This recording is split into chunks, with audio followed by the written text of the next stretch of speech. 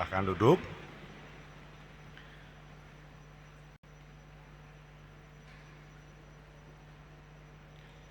Saudara-saudara terkasih, kadang-kadang saya ditanya oleh rekan-rekan muda, anak-anak terutama sih, Pastor, kalau seminggu antara Senin sampai Jumat, Pastor kerjaannya apa? Iseng banget ya pertanyaannya ya. Tapi nggak apa-apa, saya senang saja menjawab. Saya katakan ya kadang-kadang membaca, kadang-kadang kalau ada temannya mancing. Kalau sekarang ada nonton bola, pagi-pagi sudah nonton bola, walaupun kok seri ya tadi ya, Brasil sama Maroko, harapan saya Brasil yang menang gitu ya. Kenapa jadi cerita ini? Ya, pekerjaan Tuhan itu tadi sudah diungkapkan, tetapi mungkin perlu penjelasan cukup untuk menjelaskan hal itu. Nah, ada sebuah cerita tentang anak kecil yang berbicara dengan gurunya. Gurunya bertanya, "Nak, menurut kamu apa pekerjaan Tuhan setiap hari? Pekerjaan Tuhan apa setiap hari?" Anak itu berpikir, diam sebentar, lalu menjawab, "Menurut saya Tuhan sibuk memperbaiki manusia." Anak kecil jawabannya keren. Lalu gurunya bertanya lagi, "Kenapa? Kenapa begitu? Kok bisa?" Anak itu menjawab dengan polos, "Soalnya Bu, setiap hari manusia bikin masalah baru. Tuhan pasti kerja lembur." Ya, macam-macam aja. Dolar sudah turun sedikit, tapi nggak tahu apakah akan naik lagi. Kita mungkin tertawa mendengar jawaban anak ini. Tapi sesungguhnya ada benarnya juga. Manusia itu memang seringkali membuat masalah. Sejak dahulu sampai sekarang, Tuhan memang terus bekerja dengan caranya yang mungkin kita juga tidak tahu. Untuk apa? Untuk membentuk manusia. Disitulah harapan ada. Bukan karena Tuhan gagal menciptakan manusia, karena kalau semua benda yang ada di muka bumi ini aja masih bisa diperbaiki, apalagi manusia. Tetapi karena kasih Tuhan tidak pernah menyerah. Kasih Tuhan tidak pernah menyerah pada setiap kegagalan atau kelemahan manusia. Bacaan hari ini menunjukkan hal yang sangat indah. Allah tidak menciptakan manusia, tidak hanya menciptakan manusia, tetapi memilih manusia untuk menjadi bagian. Bagian apa? Bagian dari karya kasih-Nya. Setiap kali ada pertumbuhan, perkembangan, dan demikianlah yang terjadi. Sejak awal Allah memilih umat yang kecil untuk menjadi milik-Nya. Karena kalau menghancurkan yang besar bisa saja, tetapi akhirnya tidak menjadi sesuatu yang penting. Dalam kitab Keluaran, Tuhan berkata kepada bangsa Israel. Bangsa Israel dikatakan begini, "Kamu akan menjadi harta kesayanganku. Kamu akan menjadi harta kesayanganku dari antara segala bangsa."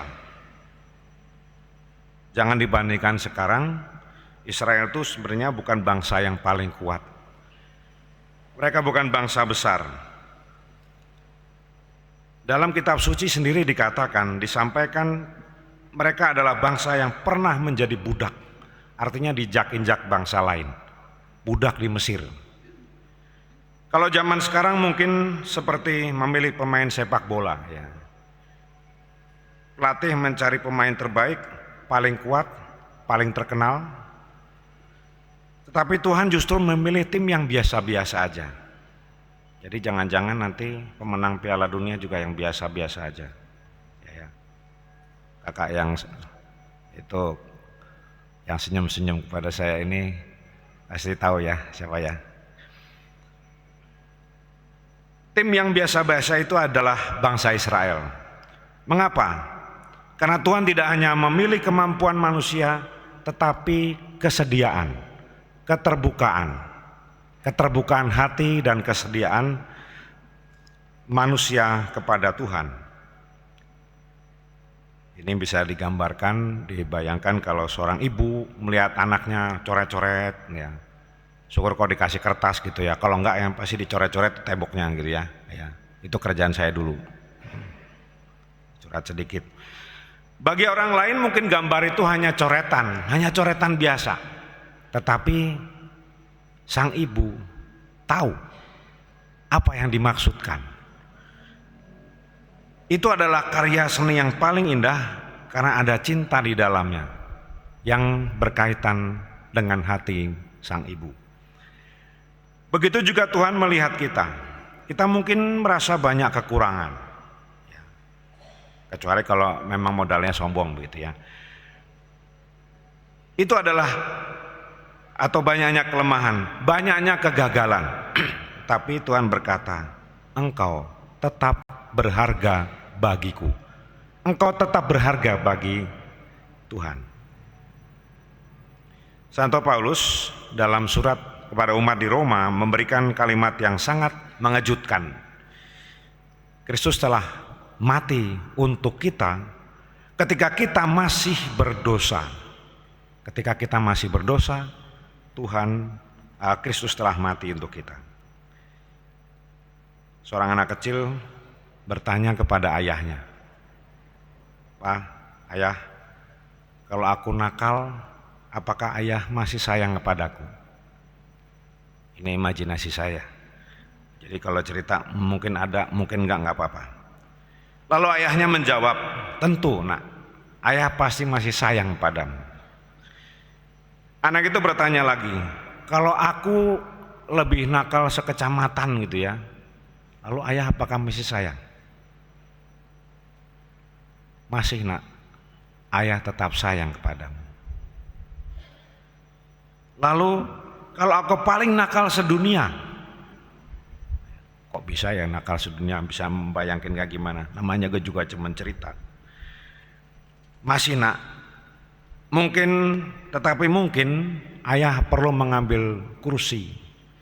Mungkin kursi yang kuat untuk duduk sambil menasehati kamu." Ini udah tingkat yang terakhir. Kasih manusia kadang punya batas kesabaran. Keterbatasan itu dimiliki oleh kita sekalian. Tetapi kasih Allah ternyata jauh melampaui batas kita. Santo Agustinus pernah berkata begini, Allah mengasihi kita bukan karena kita baik, tetapi dengan mengasihi kita, Allah membuat kita menjadi lebih baik. Kita menjadi lebih baik karena kasih Allah. Kasih Tuhan bukan hadiah karena kita sudah sempurna, bukan. Tapi kasih Tuhan adalah kekuatan agar kita terus bertumbuh. Jadi kalau menemukan orang-orang atau dalam keluarga ada anak-anak, waduh sampai ampun begitu ya, tidak akan lama. Suatu saat pasti akan ada perubahannya. Kalau enggak mah ya cuma masukkan di asrama atau di mana begitu ya. Nanti akan berubah deh. Nah, Tuhan selalu melihat manusia yang lelah dan terluka. Dan itu dikatakan dalam Injil Matius tadi. Ketika Yesus melihat orang banyak itu, tergeraklah hatinya oleh belas kasihan kepada mereka.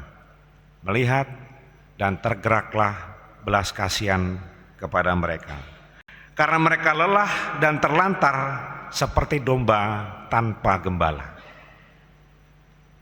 Saudara-saudara terkasih, perhatikan kata yang dipakai dalam Injil. Tuhan melihat.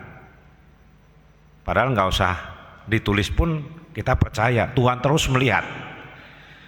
Banyak orang melihat manusia tetapi tidak sungguh memperhatikan.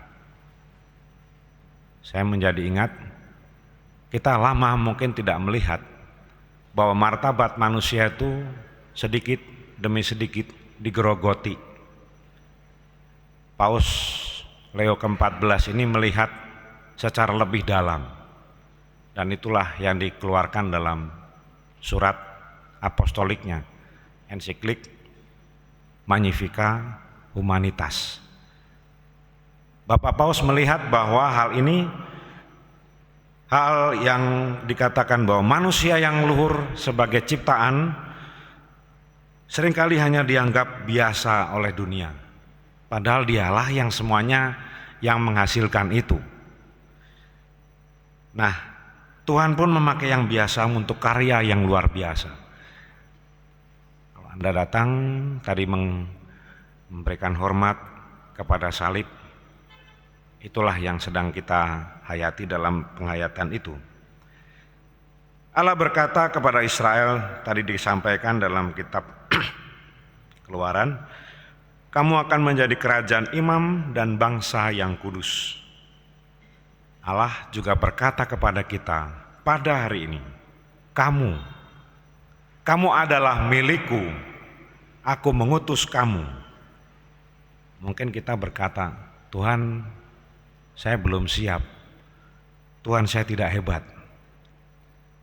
Tetapi saya yakin jawaban Tuhan begini, aku tidak mencari yang hebat, aku mencari yang mau. Karena pada tangan Tuhan 5 roti dan 2 ikan itu menjadi berkat bagi banyak orang. Di tangan Tuhan seorang nelayan bernama Petrus, pelindung gereja katedral ini, bisa menjadi pewarta Injil yang tangguh bersama Paulus. Di tangan Tuhan manusia biasa seperti kita bisa menjadi jalan, menjadi saluran kasih. Asal mau terlibat. Tak cukup hanya jadi penonton, ya. Kalau nonton sepak bola nanti lihatlah yang paling banyak komentar siapa. Pasti bukan main. Bukan yang main-main ya. Bukan yang bermain, tetapi yang nonton. Maka kita diajak, jangan takut menjadi Allah Tuhan. Sebab Tuhan tidak memanggil orang yang sudah siap, tidak memanggil orang yang sudah sempurna, tetapi Tuhan memanggil orang yang mau dijadikan, disiapkan dengan baik. Berkat Allah menyertai kita. Amin.